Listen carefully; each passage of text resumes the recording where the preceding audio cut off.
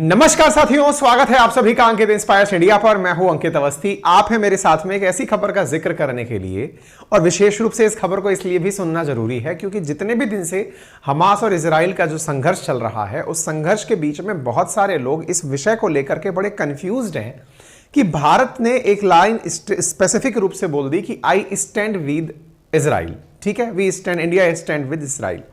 हमने ये लाइन बोल दी, लेकिन इस लाइन का क्या कोई काउंटर हाफ भी है क्या, यानी कि कोई सप्लीमेंट्री स्टेटमेंट भी है क्या इस बात का कि भारत पैलेस्टाइन के बारे में क्या विचार रखता है। और लंबे समय तक, यानी कि जब से यह संघर्ष 7 अक्टूबर से शुरू हुआ है आज तक, बहुत सारे लोगों के मन में यह बवाल या सवाल बना हुआ है कि भारत का फिलिस्तीन को लेकर मत क्या है। क्या भारत चाहता है कि फिलिस्तीन रहे या भारत नहीं चाहता कि फिलिस्तीन रहे, और इसका इतिहास क्या है। और यह सवाल तब और बड़ा हो जाता है जब यह खबर आती है कि भारत द्वारा गाजा पट्टी में मदद सामग्री भेज दी गई, और जब मैं आपके सामने यह सेशन कर रहा हूं उस समय वो पहुंच भी चुकी है।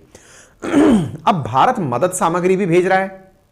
न्यूज ये चल रही है कि भारत इजराइल के साथ खड़ा है। मतलब यार, ये तो आपने वो वाली बात कर दी कि दो लोगों के बीच में लड़ाई हो रही है तो अब दोनों को हाथ में तलवार दे रहे हैं। क्या इस बात का मतलब ये निकाला जाए? तो चलिए आज के सेशन में इसी विषय को आगे बढ़ाते हुए आपको बताएंगे कि भारत और फिलिस्तीन के संबंध कैसे हैं, और इसी के साथ बताएंगे कि भारत और इजराइल के संबंध कैसे कैसे ग्रो हुए महात्मा गांधी से लेकर के। क्योंकि भारत में, जो आधुनिक भारत के अंदर भारत के विचारों की बात की जाती है, तो महात्मा गांधी की आइडियोलॉजी को बहुत हद तक माना जाता है। तो महात्मा गांधी जी से लेकर के आज की वर्तमान सरकार के क्या स्टैंड रहे हैं फिलिस्तीन को लेकर और इजराइल को लेकर, आज के सेशन में हम बात करेंगे। मैं ऑलरेडी इस विषय पर एक सेशन किया था कि भारत 2 स्टेट सॉल्यूशन की बात करता है, लेकिन आज के अंदर हम बताएंगे फिलिस्तीन को लेकर हम क्या सोचते हैं। ठीक है, तो जल्दी से एक बार के लिए अपने साथियों के साथ इस सेशन को साझा कर दीजिए। आज की और जो लोग सेशन के अंदर लिख रहे होते हैं कि आवाज नहीं आ रही, आवाज नहीं आ रही है, उनका अटेंशन पाने का एक तरीका है, तो कृपया करके उस चीज से बचें और आगे चलते हैं। चलिए चलते हैं। तो इजराइल फिलिस्तीन के बारे में क्या बातें बतानी है मैं आपको बताऊं, लेकिन इसको शुरू करते हैं हम उस जगह से जहां से आपका ध्यान सबसे पहले इस विषय पर गया। कहां से गया था? जब प्रधानमंत्री के द्वारा गाजा पट्टी में एक अस्पताल पर हुए हमले की निंदा की गई थी। याद होगा वो ट्वीट जिस पर हमने सेशन भी किया था। हमने आपको बताया भी था कि 500 से अधिक जो ह्यूमैनिटेरियन, मतलब अधिक लोग जो लोग हैं वो अस्पताल के अंदर मारे गए। इस पर प्रधानमंत्री के द्वारा डीप कंडोलेंसेस जारी की गई थी और कहा गया था कि जिम्मेदारों को पूरी तरह सजा मिलनी चाहिए। यह हमारा एक सेशन भी इस पर हमने प्रॉपर तरीके से किया है। इसके बाद भारत ने मानवीय सहायता भेजने का काम शुरू किया। खबरें आना शुरू हुई कि भारत अब तक $30 मिलियन भेज चुका है जब से फिलिस्तीन बना है। लोगों के दिमाग में सवाल आता, उसी बीच में एक अटल जी का वीडियो वायरल हो गया, और वो अटल जी का वीडियो वायरल हुआ जिसमें कि वो साफ साफ कह रहे हैं कि आक्रमणकारी फलों का उपभोग कर रहे हैं, हमें यह संबंध बर्दाश्त नहीं है। जो नियम हम पर लागू होता है वो औरों पर भी लागू होता है। अरबों की जमीन खाली होनी चाहिए। कौन से अरबों की जमीन? जो फिलिस्तीन है, अटल जी उसे अरबों का कह रहे हैं। बोले वो जगह खाली होनी चाहिए। इजराइल के अस्तित्व को रूस ने और अमेरिका ने स्वीकार कर लिया है, हम भी स्वीकार कर चुके हैं, लेकिन इसका हल निकालना होगा। फिलिस्तीन के ऊपर जो आक्रमण हो रहा है उसे रोकना होगा। अटल जी का एक पुराना वीडियो है, जनता पार्टी की सरकार के समय का, इमरजेंसी के बाद की सरकार का, वो मार्केट में वायरल हो गया। जब अटल जी का वीडियो वायरल हुआ तो इसके पीछे की बहुत सारी कहानियां आने लगी। क्या आने लगी कि बोले अटल जी ने इस तरह की बात बोली है, इसका मतलब भाई अटल जी भारत के पहले, मतलब एक तरह से कहिए कि बीजेपी की तरफ से, जनसंघ की तरफ से पहले प्रधानमंत्री थे, और जब ये प्रधानमंत्री थे तो इनका जो स्टैंड था फिलिस्तीन को लेकर के, क्या वो अब बदल गया है? क्योंकि अब जितने भी जगह पर अपन चर्चा सुनते हैं वहां सुनते हैं इंडिया स्टैंड विद इजराइल। तो ये स्टैंड में परिवर्तन क्यों आया? अटल जी की बातों को क्या लोग नहीं मान रहे हैं क्या? 1977 का यह वीडियो है जब वो भारत के विदेश मंत्री बने थे, और उस समय इस तरह की बातें उन्होंने कही तो भाई लोगों के मन में बड़ी क्यूरोसिटी जगना शुरू हुई। इसी बीच में फिर आकर के खबर आती है कि भारत मदद भेज दे रहा है। तो ये सारी चीजें, मदद की तस्वीरें हिंडन एयरपोर्ट से जाती हुई दिखाई देती हैं। बहुत सारे सवाल आने शुरू होते हैं। तो ऐसी स्थिति में भारत का स्टैंड कैसे परिवर्तित हुआ, आज का सेशन बहुत मायना रखेगा, इसलिए आप सबसे गुजारिश है। आपको याद होगा जब हमने यह सेशन आज से 3 दिन पहले किया कि भारत ने गाजा पट्टी पर बम हमले की निंदा की। जब हमने इस निंदा के ऊपर चर्चा की थी तब दिमाग में यह प्रश्न उठना शुरू हुआ था कि भारत के फिलिस्तीन के साथ संबंध क्या हैं।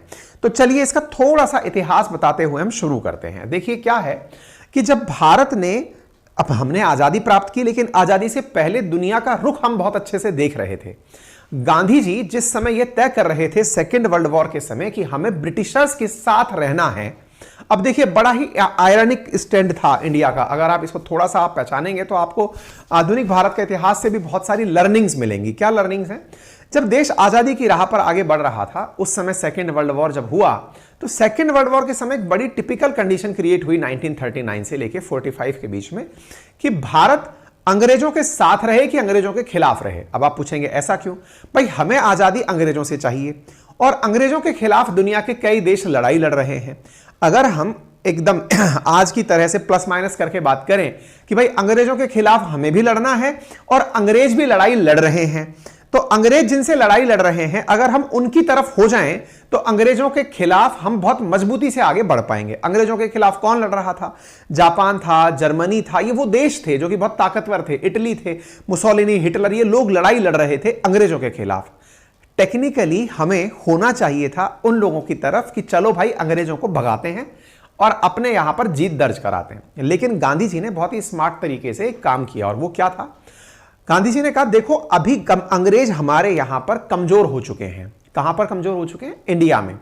और हमसे ये ऑलरेडी प्रॉमिस कर रहे हैं कि वर्ल्ड वॉर जैसे ही खत्म होगा हम आपको छोड़कर चले जाएंगे। कुछ आश्वासन दिए जा रहे हैं कि ठीक है हम चले जाएंगे, आप ही लोगों को शासन दे देंगे और कुछ नहीं, तो आप लोगों को जो चीजें चाहिए आपको उस तरीके से डोमिनियन स्टेटस करके हम चीजें दे देंगे।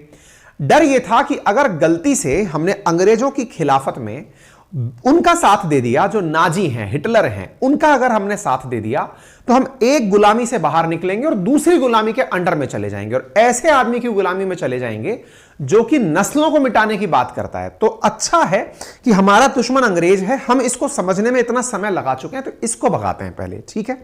अच्छा, लेकिन भारत उस दौर में एक और संघर्ष देख रहा था। वो क्या था? जिन्ना के नेतृत्व में मुस्लिम लीग भारत के विभाजन की मांग अंग्रेजों के सामने रख रही थी। अब देखो अंग्रेजों से पहले ही दुनिया में अपना साम्राज्य छिनता हुआ जा रहा था। भले ही वो युद्ध जीत रहे थे लेकिन इतने कमजोर हो रहे थे कि उन्हें लगता था कि अगर हमें इंडिया में बचे रहना है तो बस इज्जत के लिए बचे रहना है। खाली हो लिया था सारा की सारा अकाउंट।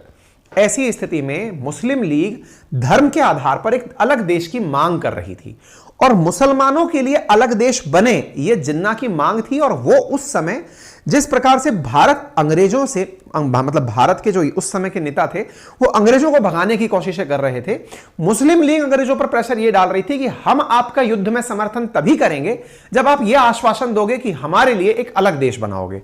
यानी एक प्रकार से उस दौर में जहां सेकेंड वर्ल्ड वॉर लड़ा जा रहा था, भारत की राजनीतिक पार्टी भी अपने अपने लेवल पर अंग्रेजों से शर्तें मनवाने लगी हुई थी। उसी दौर में भारत को यह जब पता चला कि भाई देखिए ऑब्वियस सी बात है, दुनिया की चर्चाएं सबके बीच में निकल के आती हैं तो आपने अगर नोटिस किया हो कि भारत ने जब अंग्रेजों के समय कंडीशंस रखी कि हमें यह सब चाहिए, तो भारत को यह अच्छे से पता था कि दुनिया के और देशों में क्या चल रहा है, क्योंकि हिटलर के द्वारा यहूदियों का बड़ी बेरहमी से कत्लेआम किया जा रहा था और उसी कारण मानिए कि युद्ध भी बहुत तेजी से भड़का था। यहूदियों का जब कत्लेआम हिटलर के द्वारा चल रहा था तो उस समय एक बात निकलकर यह आई कि अंग्रेजों ने यहूदियों से वादा कर दिया है कि आप लोगों के लिए एक अलग देश हम देंगे। अब अलग देश आपको देंगे, यह देश दिया कहां जाएगा?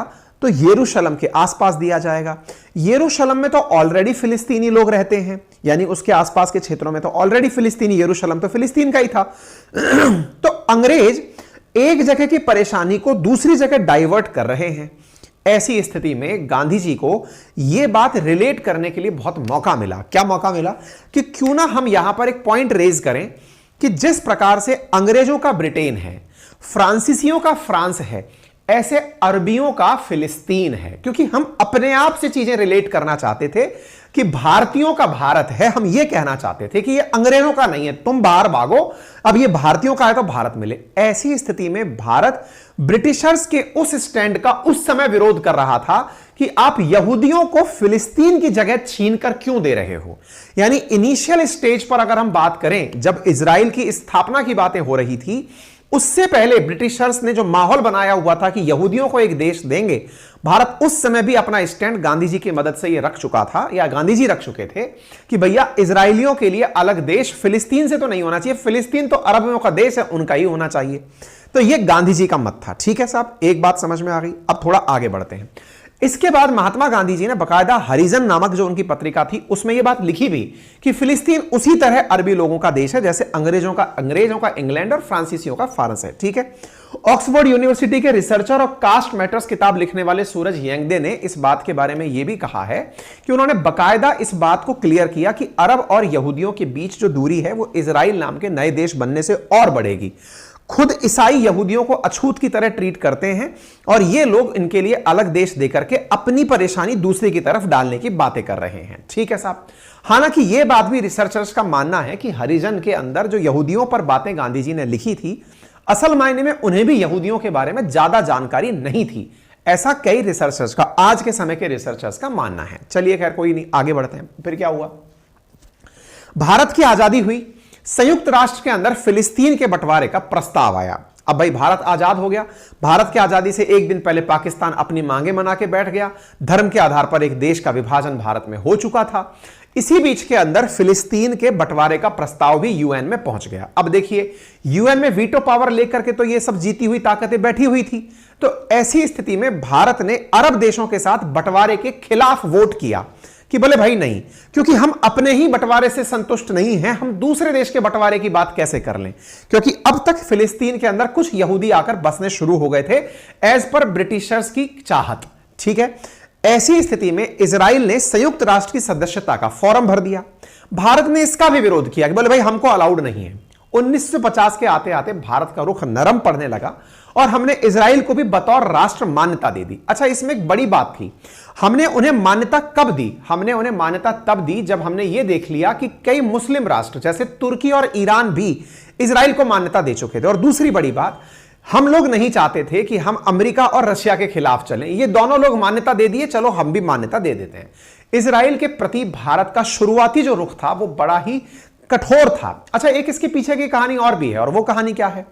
जब जब अंग्रेजों के खिलाफ भारत में गांधी जी को अपने पक्ष में लोग करने होते थे, तब पहले भी एक बार आपने देखा होगा खिलाफत आंदोलन के समय भी उन्होंने मुस्लिमों की सहायता लेने की कोशिश की थी। गांधी जी के बारे में कहा जाता है कि गांधी जी का जो खिलाफत आंदोलन था वो एक प्रकार से तुष्टीकरण की राजनीति था, यानी कि उन मुद्दों पर, मतलब इस बारे में बहुत सारे इतिहासकारों के मत हैं। अगर आप आधुनिक भारत का इतिहास पढ़ेंगे तो उसमें एक चीज निकल कर आती है कि गांधी जी ने यह स्वीकार किया था कि भाई अगर मुस्लिमों के लिए जो पृथक निर्वाचन पद्धति है कि मुसलमान को वोट देगा, इसकी कंडीशनिंग ये हुई थी कि मुसलमान को वोट देके सेपरेट इलेक्टोरेट की जो बात की गई थी अंग्रेजों के द्वारा, वो मानी ही इस कंडीशन पे थी कांग्रेस ने तत्कालीन समय पर, गांधी जी के समय पर, कि यदि मुसलमान गांधी जी के आंदोलन को अंग्रेजों के खिलाफ सहायता देंगे और खिलाफत आंदोलन का सहायता मिलेगी। तो खिलाफत आंदोलन जो गांधी जी ने शुरू किया उसमें मुसलमानों का सपोर्ट अंग्रेजों के खिलाफ मिलने के पीछे सेपरेट इलेक्टोरेट को मान्यता देना था। इसलिए कई लोग ये कहते भी हैं कि गांधी जी का यदि सेपरेट इलेक्टोरेट को मान्यता देने का काम ना किया होता तो संभवतः देश का विभाजन ना हुआ होता। खैर, इतिहास में हर चीज के कई मायने होते हैं, हम अभी उस विषय पर चर्चा नहीं कर रहे हैं, हम थोड़ा आगे आते हैं। भारत ने उस समय पर भारत और मतलब फिलिस्तीन और इजराइल के विभाजन का मना किया और बोले साहब अपन लोग इस चीज पर लागू नहीं होते, कोई बात नहीं। लेकिन फिर भी जब सब देशों ने मान्यता देना शुरू किया तो हमने भी दे दिया कि चलो ठीक है। धीरे धीरे भारत और इजराइल की दोस्ती जो है वो मजबूती की तरफ बढ़ने लगी, और मजबूती की तरफ बढ़ते बढ़ते जब 1962 और 65 के जब युद्ध हुए तब भारत ने अपनी तरफ से इजराइल से वेपन्स मांगे, और जैसे ही वेपन्स मांगे इन्होंने हमें तुरंत वेपन्स पकड़ाए, इससे हमारी दोस्ती और बढ़ गई।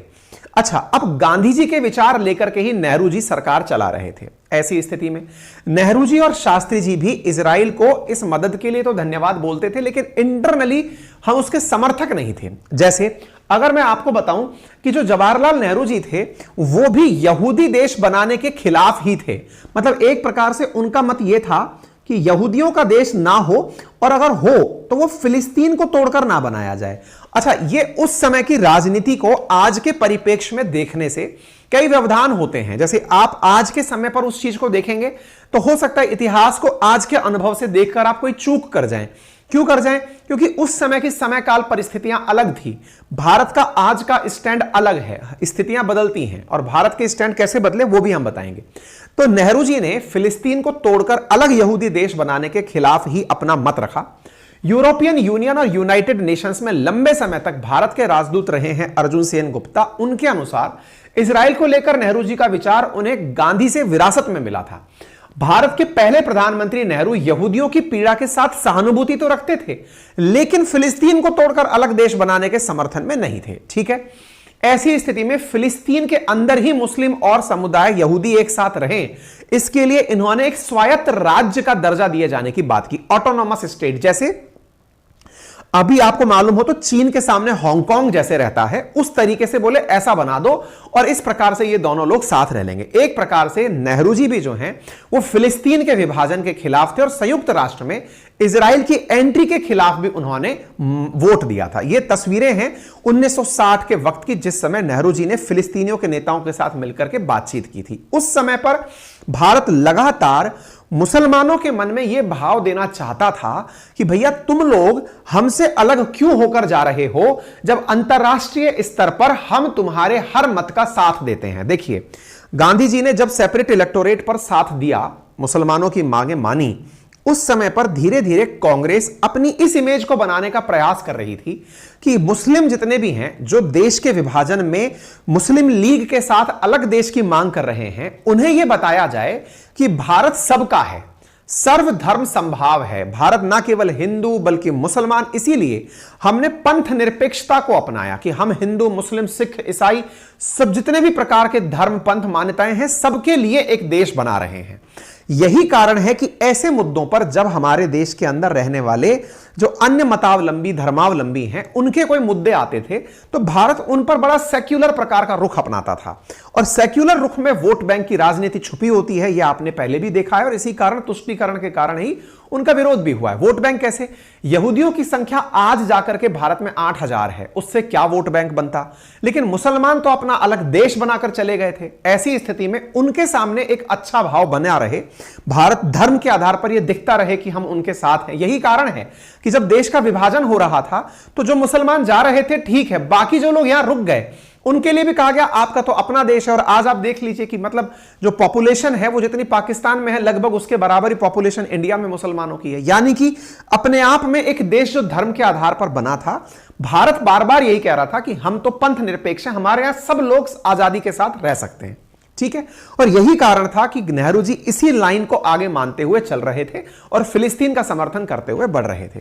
13 नवंबर 1974 का दिन, संयुक्त राष्ट्र महासभा में यासर अराफात, जो कि फिलिस्तीन के एक तरह से समझिए कि प्रवक्ता बनकर गए थे, नेता बनकर के गए थे, फिलिस्तीन लिबरेशन ऑर्गेनाइजेशन यानी पीएलओ के प्रमुख के रूप में गए और वहां जाके जब बात बोलने लगे तो उन्होंने अपने भाषण में एक लाइन बोली कि मेरे एक हाथ में जैतून की साख है, ऑलिव स्टिक है, और दूसरी तरफ स्वतंत्रता सेनानियों की बंदूक लिए हुए फौज है। मेरे हाथ से इस जैतून की साख को मत गिरने देना। अर्थात मतलब उनका आसान भाषा में यह था कि यदि मैंने ये स्टिक गिरा दी तो लोग बंदूकें उठा लेंगे और बंदूक से आतंक का जन्म होगा। अच्छा, भारत हमेशा अपनी एक इमेज बनाकर और चला है, और वो कैसी इमेज है? शांति प्रिय देश। शांति प्रिय देश में यासर अराफात जब यहां पर अपनी बातें रख रहे थे तो दुनिया को एक तरह से यह कह रहे थे कि यदि आप लोग हमारे खिलाफ खड़े रहेंगे तो हम बंदूक उठाने के लिए मजबूर हो जाएंगे। एक तरह से यूएन में यासर अराफात दुनिया को बता रहे थे कि बंदूक भी है हमारे पास, मजबूर मत करिए। इसका मतलब सीधा था कि उनको अपने हथियार उठाने के लिए कोई मजबूर ना करे और उन्हें उसी स्थिति में मान ले। दुनिया भर में यह भाषण बहुत सुर्खियां बटोरा।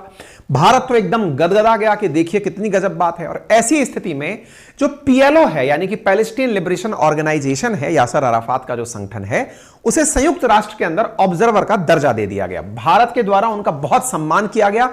ऑब्जर्वर स्टेटस का यासर अराफात जो फिलिस्तीन के नेता थे उनका सम्मान किया गया। ऐसा करके भारत पहला गैर अरब देश बन गया। उस वक्त इंदिरा गांधी जी की सरकार थी। ठीक है, तो इंदिरा गांधी जी ने यासर अराफात का, ये थे वो यासर अराफात, इनका समर्थन करके दुनिया में अपनी ये इमेज भेजी गैर अरब मुल्क के नाम पर कि हम भी मुसलमानों के लिए, अरब लोगों के लिए जो फिलिस्तीन है उसमें फिलिस्तीनियों के साथ हैं। बड़ी इंटरेस्टिंग बात थी कि इजराइल को अब तक भारत की तरफ से कोई भी हाथ बढ़ता हुआ दिखाई नहीं दे रहा था। इंदिरा गांधी जी इसी ग्रुप को लेकर एक बड़ा फैसला करती हैं और फिलिस्तीन के लोगों की मुखिया के रूप में पीएलओ को मान्यता दे देती हैं कि यासर अराफात फिलिस्तीन के नेता हैं। भारत के द्वारा अधिकारियों और नेताओं को फिलिस्तीन के किसी भी मुद्दे पर कोई बात होती थी तो सीधा पीएलओ के साथ ही बात की जाती थी। इतना ही नहीं, फिलिस्तीन की तरफ से इस पीएलओ को भारत में दफ्तर खोलने की भी इजाजत दे दी गई कि भाई किसी को भी फिलिस्तीन की तरफ से परेशान होने की जरूरत नहीं है, आराम से आइए, भारत में अपना ऑफिस खोलिए और यहां पर बढ़िया तरीके से रहिए। कोई बात नहीं साहब। इतने ही बाद में तुरंत आ जाती है इमरजेंसी। भारत में बड़ी अनस्टेबिलिटी आ जाती है। अनस्टेबिलिटी के साथ साथ देश के अंदर इमरजेंसी आती है। इमरजेंसी आती है तो इंदिरा गांधी जी की सरकार गिरती है। इंदिरा गांधी जी की सरकार गिरने पर फिर जनता पार्टी की सरकार आती है। जनता पार्टी की तरफ से जब सरकार बनी तो एक्सटर्नल अफेयर मिनिस्टर बने अटल बिहारी वाजपेयी। अटल बिहारी वाजपेयी जी का एक भाषण का एक हिस्सा इन दिनों काफी वायरल हो रहा है, जिसके अंदर वो इजराइल के कब्जे वाले जो फिलिस्तीन वाला जो क्षेत्र है उसका विरोध करते हुए दिख रहे हैं और कहा जा रहा है कि ये भी फिलिस्तीन के हित की बात कर रहे हैं, यानी फिलिस्तीन पर इजराइल के कब्जे के खिलाफ हैं। यूएन के अंदर भी भारत के मत को स्पष्ट कर रहे हैं और कह रहे हैं कि हम यहूदियों के साथ सिंपैथी रखते हैं, लेकिन फिलिस्तीन का जो क्षेत्र है उस फिलिस्तीन के क्षेत्र पर किसी और के कब्जे का हम समर्थन नहीं करते। अब चूंकि दो देश आपस में मान चुके हैं कि ये एक देश है तो हम देश के रूप में मान्यता देते रहेंगे। ठीक है साहब। तो बड़ा सवाल यह है कि जनता पार्टी सरकार, इंदिरा गांधी सरकार, सब लोग फिलिस्तीन के भर भर के समर्थक थे। सब लोग अपनी तरफ से इजराइल को देश के रूप में मान्यता भी देते थे, लेकिन अपनी तरफ से सिंपैथी किसकी तरफ थी? फिलिस्तीन की तरफ थी। और सबके पीछे का बड़ा कारण यह, अंदर से यह भावना कि यदि हमने फिलिस्तीन का साथ नहीं दिया तो कल को कोई हमारे साथ अगर ऐसा करेगा तो कोई हमारे साथ आकर खड़ा नहीं होगा। बिल्कुल वैसे ही जैसे रशिया यूक्रेन का जब कन्फ्लिक्ट चला तो यूक्रेन के द्वारा एक पॉइंट बोला गया कि अगर यूक्रेन के केस में रशिया के इन्वेजन को भारत ने विरोध नहीं किया तो कल को अगर भारत और चीन का कोई कन्फ्लिक्ट होता है या फिर चीन के द्वारा भारत के जो हिस्से कब्जे करके रखे हुए हैं उनके बारे में भी भारत को दुनिया का समर्थन नहीं मिलेगा। यह बात बिल्कुल ऐसी ही बात थी। आज जो फिलिस्तीन इजराइल वाला मामला है उसमें भी भारत फिलिस्तीन की तरफ से बात बोलते हुए जो दिखाई दे रहा था वो इसीलिए था कि हम लोग अंग्रेजों से पीड़ित थे और हम ये मानते थे कि अंग्रेजों से पीड़ित फिलिस्तीन भी है। यहां से अंग्रेजों ने जो हाल मचाए हैं, क्यों ना इन अंग्रेजों से कह के कोई और देश दिलवा दिया जाता, कुछ इस प्रकार से। ठीक है। 1980 के अंदर इंदिरा गांधी जी इमरजेंसी हटने के बाद फिर से प्रचंड बहुमत के साथ सरकार में आती हैं। पहली बार इंदिरा गांधी जी ने फिलिस्तीन के दूतावास को भारत में खोलने की इजाजत दे दी होती है। इतना ही नहीं, यासर दुनिया के कई देशों में पाबंदियों का जब सामना कर रहे थे तब 1984 में प्रधानमंत्री इंदिरा गांधी ने लीबिया की राजकीय यात्रा के दौरान ट्यूनिस में अराफात के मुख्यालय का दौरा किया था। एक प्रकार से यह समझिए कि भारत के द्वारा यासर अराफात को काफी मदद इंदिरा गांधी जी की तरफ से मिल रही थी। इसका प्रमाण कैसे मिला? इसका प्रमाण मिला 1984 में। कब मिला? तब मिला जब इंदिरा गांधी जी की हत्या हुई। उस समय पर यासर अराफात के बारे में कहते हैं कि वो सार्वजनिक रूप से रोते हुए दिखाई दिए थे जब वो भारत आए थे। ये एक तस्वीर है 1983 की, जिसमें गुटनिरपेक्ष आंदोलन में जब वो यहां भाग लेने आए थे यासर अराफात, तो उनके गले में डली हुई मालाओं से आप ये देख सकते हैं कि भारत उनका सम्मान करके भारत की तरफ से फिलिस्तीन का समर्थन करते हुए तस्वीरें दिख रही हैं। 6 महीने बाद ही इंदिरा जी की हत्या होती है और उस समय यासर अराफात अंतिम संस्कार में शामिल हुए और सार्वजनिक रूप से रोते हुए दिखाई दिए थे। ठीक है साहब। इसके बाद राजीव गांधी जी की सरकार आई। उनका रवैया भी फिलिस्तीन को लेकर वैसा ही था जैसा कांग्रेस पार्टी का लंबे समय से चला आ रहा था, यानी भारत फिलिस्तीन के साथ है, यह बताता रहा। फिर क्या हुआ? आज तक की स्थितियां कैसे पहुंची? भारत फिलिस्तीन को लेकर के ऐसी स्थिति में कि जब आज Bharat India stand with Israel लिखता है, इसके पीछे की क्या कहानी है? इसके पीछे की कहानी यह है कि 1990 के अंदर फिलिस्तीन का एक कदम बहुत गलत पड़ गया। क्या गलत पड़ गया? गलत यह पड़ गया कि गल्फ वॉर हुआ था। गल्फ वॉर का मतलब इराक के द्वारा कुवैत के ऊपर कब्जा कर लिया गया था। देखिए, आज जब गल्फ देशों की बात करते हैं, खाड़ी देशों की बात करते हैं, तो इराक का तेल भारत में आज भी बड़ी मात्रा में आता है और बिल्कुल जो गल्फ है उस गल्फ के किनारे पर कुवैत बसा हुआ है। इराक के द्वारा कुवैत पर कब्जा करते हुए उसे भी अपना एक राज्य घोषित कर दिया गया। 7 महीने तक कुवैत पर कब्जा लगभग इराक ने रखा। दुनिया भर के देश इराक के खिलाफ, सद्दाम हुसैन के खिलाफ खड़े हो गए। ऐसी स्थिति में भारत भी इस कब्जे के खिलाफ, क्योंकि अल्टीमेटली दुनिया जब कब्जों के खिलाफ है, भारत अब तक फिलिस्तीन के खिलाफ, फिलिस्तीन के साथ क्यों था? क्योंकि भारत को लगता था कि इजरायलियों का कब्जा हो रखा है। ऐसी स्थिति में अब कुवैत पर इराक का कब्जा हो गया तो भारत अब कुवैत के साथ हो गया, यानी नेचुरली भारत जिसने कब्जा किया उनके खिलाफ था। ठीक है। ऐसी स्थिति में यासर अराफात ने, या ये कहिए कि फिलिस्तीन के द्वारा इराक का समर्थन कर दिया गया। इराक का जब समर्थन हुआ, यहीं से भारत का मत इराक के खिलाफ और फिलिस्तीन के खिलाफ चला गया। यानी अब तक फिलिस्तीन को जो भारत इतनी मान्यता दे रहा था, वो मान्यता पहली बार अरब देशों के अंदर हुए संघर्ष में अब बढ़ चुकी थी। अंतरराष्ट्रीय स्तर पर इराक का फिलिस्तीन को समर्थन, फिलिस्तीन का इराक को जो समर्थन था, वो एक अलग रुख ले चुका था। अरब देशों में ही चूंकि अब लड़ाइयां हो रही थी, ऐसी स्थिति में भारत और इजराइल के संबंधों और भारत और फिलिस्तीन के संबंधों के बारे में सोचने का एक समय दिया। इसी समय पीएम नरसिंहा राव वाली जो कांग्रेस सरकार थी, उसने इजराइल के साथ पूर्ण राजनीतिक संबंध बनाने का ऐलान कर दिया। मतलब एक प्रकार से यूं समझिए कि फिलिस्तीन का अपना ही आत्मघाती गोल जी, उसने अरब देशों के युद्ध में अपने समर्थन के लिए किसी का समर्थन कर दिया। बस यहीं से मामला खराब हो गया और भारत ने इसको एक अपॉर्चुनिटी के रूप में काम लिया। और वो अपॉर्चुनिटी क्या थी? अपॉर्चुनिटी ये थी कि हमने इजराइल से कहा कि अब आपके साथ हम पूरी तरह फुल डिप्लोमेटिक संबंध रखेंगे। और ऐसी स्थिति में भारत ने फिलिस्तीन की तुलना में इजराइल को साधते हुए वहां पर अपने दूतावास खोलने शुरू कर दिए, उनके यहां पर स्टाफ बनाने शुरू कर दिए। इतना ही नहीं, उनके राजदूत को हमारे यहां रुकने और हमारे राजदूत को वहां रुकने की इजाजत दे दी गई।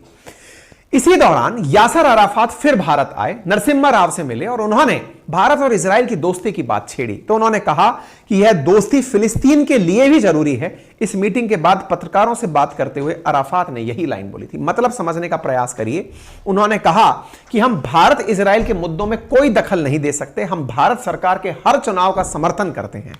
यानी जैसे ही भारत ने इजराइल को साधा, अब तक आपको यह बात समझ में आने लगी होगी कि यह वो दौर था जब अराफात लौटकर यहां आए तो उनका मत यही था कि क्यों ना ऐसा किया जाए कि भारत से यह कहा जाए कि आप अपना रुख हमारे प्रति वैसा ही बनाए रखिए जैसा पहले था, हमारे साथ परिवर्तन मत करिए। आप हमारे साथ पहले बहुत अच्छे थे, अब लेकिन करें क्या? चूंकि तुमने गलत सिलेक्शन कर लिया तो भारत ने इजराइल का हाथ पकड़ लिया। अब स्थितियां एक काल ऐसा चला, यानी कि उस 1992 से लेकर 1999 के बीच का काल ऐसा चला कि भारत फिलिस्तीन और इजराइल को एक साथ लेकर चलने लगा। यानी कि जब भी मुद्दा छिड़े तो भारत एक साथ दोनों का नाम ले, इजराइल हाइफन फिलिस्तीन, इजराइल हाइफन फिलिस्तीन। जब दो देश आप एक साथ लिखेंगे तो आप इस प्रकार से तो लिखेंगे ना कि भाई इजराइल लिख दिया और दूसरी तरफ आपने फिलिस्तीन लिख दिया। तो ये जो हाइफन है ना, हाइफन का मतलब ये हुआ कि हम अब स्वतंत्र रूप से ना तो इजराइल को मान्यता दे रहे थे और ना ही हम फिलिस्तीन को मान्यता दे रहे थे। हम दोनों, मतलब मान्यता दे रहे थे से मतलब है कि ना तो इन्हें प्रायोरिटी दे रहे थे ना इन्हें प्रायोरिटी दे रहे थे, दोनों को साथ लेकर चल रहे थे, दोनों विरोधियों को साथ लेकर। इस थ्योरी को हाइफनेशन थ्योरी भी कहा जाता है। यानी कि भारत दोनों को एक साथ साध रहा था। भारत दोनों को ऐसा दिखाता था तुम भी हमारे लिए जरूरी हो, तुम भी हमारे लिए जरूरी। यदि हमारा कोई नेता इजराइल जाएगा तो फिलिस्तीन भी जाएगा, अगर फिलिस्तीन जाएगा तो इजराइल भी जाएगा। हम हाइफनेशन थ्योरी के अंदर आगे बढ़ रहे थे। कोई बात नहीं साहब, दुनिया इजराइल फिलिस्तीन नीति पर इस हाइफनेशन को बढ़िया तरीके से समझ रही थी कि यार ये दोनों लोग एक साथ चल रहे हैं। यानी भारत ने कभी भी इजराइल से बढ़कर फिलिस्तीन को और फिलिस्तीन से बढ़कर इजराइल को मान्यता नहीं देने का निर्णय लिया कि यार अब दोनों को साथ लेके चलना है। कोई बात नहीं, समय फिर पलटा। समय आया कारगिल वॉर के समय का, 1999 का। कारगिल वॉर के समय इंडिया ने बहुत सारे लोगों को परजों का, मतलब एक तरह से चेक किया कि ये कितने लोग हमारे साथ हैं। कहते हैं ना, विनाश काले ही आपको अपने दोस्ती का पता चलता है, विपत्ति के समय ही सच्ची मित्रता का पता चलता है। उस समय भारत ने अमेरिका को भी नापा लेकिन वो धोखा दे गया। भारत ने उस समय इजराइल को फोन किया, अटल जी की सरकार थी, और कहा कि भैया हमें वेपन चाहिए। इजराइल ने बिना किसी देरी के अपने जो इमरजेंसी के लिए बचा के हुए वेपन थे वो सीधे इंडिया को भेज दिए कि आप इन्हें यूज करिए और जरूरी होगा तो हमें बताइएगा। यानी इजराइल हमारे 1962, 65, 99 हर युद्ध में अपनी तरफ से वेपन दे रहा था कि लीजिए आप वेपन लीजिए। और देखिए आज तक भी हम रूस का क्यों सम्मान करते हैं, क्योंकि इस 1971 के वॉर में रूस ने भारत की मदद करने के लिए अपना जंगी जहाज भेजा था। हम इसलिए आज तक ऑब्लाइज्ड हैं। भारत वो देश है जिसने किसी ने भी इसकी मदद की है तो भारत उसके साथ खड़ा हो गया। ऐसी स्थिति में इजराइल का भारत का साथ आना भारत का इजराइल के प्रति बहुत तगड़ा व्यवहार को मजबूत कर देता है। यानी आज जो अटल जी का वीडियो वायरल हो रहा है वो 1977 का वीडियो है, जिस समय तक इवन 1992 तक भारत फिलिस्तीन को ही मान्यता देता था। इजराइल को हम ये मानते थे कि इन्होंने कब्जा किया हुआ है, हालांकि देश तो मानते थे लेकिन इनकी वैल्यू नहीं करते थे। 1992 से 99 में दोनों को साथ लेकर चलना शुरू किया। 99 में जैसे ही भारत को यह लगा कि यार इजराइल तो हमारे साथ खड़ा है, और ऐसी स्थिति में भारत का उनके साथ होना भारत में इजराइल के प्रति भाव पैदा कर देता है कि यार ये तो हमारे मतलब उसमें विपत्ति के समय काम आया है। हालांकि फिर कांग्रेस सरकार आई, 10 साल तक रही, प्रधानमंत्री मनमोहन सिंह बने, उन्होंने बकायदा भारत की तरफ से प्रॉपर तरीके से फिलिस्तीन का फिर से समर्थन किया गया और कहा गया कि जो पूर्वी यरूशलेम है, यरूशलेम का वो हिस्सा जो अरब की तरफ है, बोले उसको एक तरह से फिलिस्तीन की राजधानी बना दिया जाए। और 1967 के वॉर में जो जिसका बॉर्डर था वहीं पर दोनों देशों का बॉर्डर मान लिया जाए, यानी फिलिस्तीन अलग देश और इजराइल अलग देश। भारत ने अपने द्वारा दोनों देशों को मान्यता देते हुए यह कहा कि अपने अपने बॉर्डर को लेकर चलने दीजिए, लेकिन इन टू स्टेट सॉल्यूशंस को आज तक कोई मान नहीं रहा है। बात धीरे धीरे आगे बढ़ी, भारत ने अंतरराष्ट्रीय स्तर पर अपना एक एंगल लेना शुरू किया। अब इस दौर को थोड़ा सा समझिए। यूपीए गवर्नमेंट का दौर गया, कांग्रेस का दौर गया, उसके बाद प्रधानमंत्री नरेंद्र मोदी का दौर आया। इस दौर में एक बहुत इंपॉर्टेंट चीज थी 2014 के बाद जो भारत ने बड़ा परिवर्तन किया, और वो क्या था?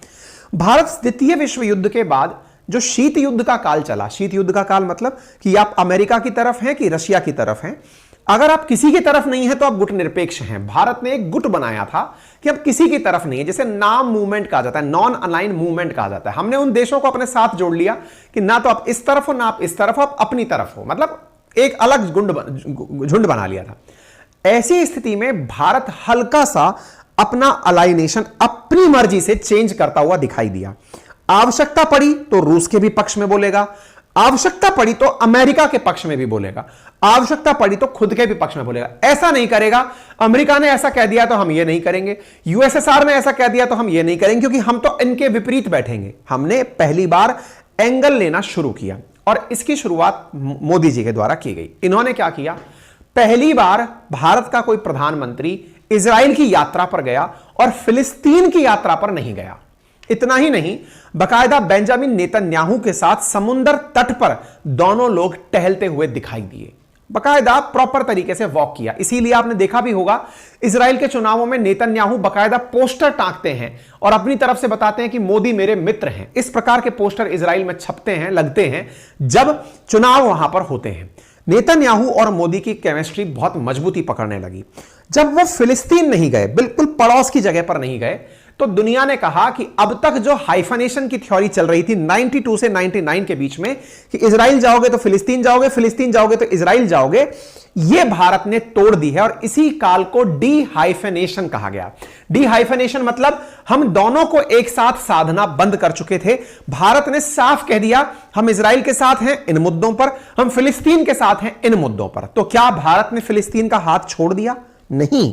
2018 में मोदी जी फिर गए और इस बार केवल फिलिस्तीन गए। यहां पर ना केवल इजराइल की यात्रा पहले कर चुके थे, 2018 में बकायदा इंडिया जाता है, मोदी जी खुद जाते हैं और फिलिस्तीन की यात्रा पर जाते हैं। इस बार इजराइल की यात्रा पर नहीं जाते। यानी एक प्रकार से यह स्पष्ट था कि भारत फिलिस्तीन के बारे में भी अपनी राय बदल नहीं रहा है। लेकिन हां, आप दोनों को बराबर नहीं तोलेगा कि इजराइल गए तो फिलिस्तीन जाएंगे, इजराइल बोल रहा है तो फिलिस्तीन बुरा मान जाएगा, फिलिस्तीन बोल रहा है तो इजराइल नहीं। आपके साथ भी यात्रा हुई, इनके साथ भी यात्रा हुई। इस काल को डी हाइफनेशन थ्योरी कहा गया। ठीक है, अच्छा, बकायदा यहां पर मोदी जी ने अपनी तरफ से भाषण दिया। यह रामल्ला के अंदर दिया गया भाषण है। फिलिस्तीन के साथ संबंध, आप में से कईयों के मन में सवाल आएगा फिलिस्तीन गए तो कहां गए? तो देखिए, वेस्ट बैंक और गाजा पट्टी फिलिस्तीन है आज भी। ये यहां पर जाकर के बकायदा इनसे बातचीत किए, अपनी तरफ से भाषण दिया और कहा कि आप लोगों के संघर्ष की भारत वैल्यू करता है, आपके साथ हम खड़े हैं, जिन जिन मुद्दों पर आपकी मांगे हैं हम उनके साथ हैं। लेकिन चूंकि इजराइल के साथ भी भारत है तो भारत फिलिस्तीन के साथ भी है, और दोनों लोग जिस जगह हैं वहीं पर अपनी चीजों को मान लें। यानी कि भारत आज भी अपनी तरफ से किसी भी प्रकार से गाजा के खात्मे की या वेस्ट बैंक के खात्मे की मांग नहीं करता। इजराइल और फिलिस्तीन के इस पूरे की पूरे बवाल में भारत ने जो विरोध किया है इस दौर में, वो हमास के आतंकी हमले का विरोध किया है। यहां पर यह बहुत इंटरेस्टिंग बात है, आपको जो अच्छे से समझने लायक बात है वो ये है कि फिलिस्तीन में जो पीएलओ है, यानी कि जो फिलिस्तीन लिबरेशन ऑर्गेनाइजेशन यारासर अराफात वाली, अब वो कहीं गायब हो चुकी है। मतलब उसका इतना प्रभाव नहीं बचा, उसको टेक ओवर कर लिया एक्सट्रीमिस्ट्स ने, यानी हमास के आतंकियों ने। और भारत आतंक के सख्त खिलाफ है, बिल्कुल वैसे ही जैसे अफगानिस्तान में टेक ओवर तालिबान ने कर लिया, ऐसे ही यहां पर टेक ओवर हमास ने कर लिया। और हमास के खिलाफ भारत खड़ा है, बोले आतंक के साथ हम नहीं हैं, अगर होते तो हम तालिबान को भी मान्यता दे देते। ऐसी स्थिति में भारत ने इजराइल के केस में जब उस पर आतंकी हमला हुआ तो उसके साथ खड़ा होने का निर्णय लिया।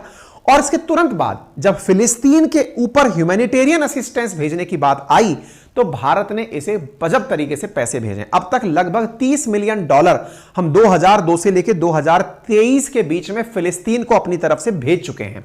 और भारत ये पूरा पैसा United Nations relief and work agency के माध्यम से भेजता है, बकायदा अपनी तरफ से मदद भेजी जाती है। आप देखें 2018 में भी भारत ने $8 मिलियन फिलिस्तीन को भेजे हैं। और आज भी जब गाजा के अंदर इस प्रकार की स्थितियां बिगड़ रही हैं तो भारत के द्वारा लगभग 6.5 टन मेडिसिन और 32 टन डिजास्टर रिलीफ का जो सामान है वो गाजा पट्टी भेजा गया है। अब सवाल बना गाजा पट्टी में कहां से भेजा गया है, तो गाजा पट्टी में इजिप्ट के रास्ते, जो सिनाई पेनिनसुला वाला रास्ता है, वहां से राफा करके एक चैनल है, वहां के माध्यम से हमने सामान भेजा। ये हिंडन एयरपोर्ट से हमारा उड़ता हुआ सामान ले जाता हुआ IAF C-70 ग्लोब मास्टर जाता हुआ दिखाई दे रहा है, जो इतना माल लेकर के उड़ा है। और वहां पर जब हम सेशन कर रहे हैं वहां पर पहुंच भी चुका है अपना माल लेकर के। ठीक है, इजिप्ट के रास्ते होते हुए ये जो राफा चैनल है, राफा क्रॉसिंग है, इजिप्ट से यहां से फिलिस्तीन के अंदर ह्यूमैनिटेरियन सामान अब भेजा जा रहा है, गाजा पट्टी के अंदर सहायता के लिए सामान भेजा जा रहा है।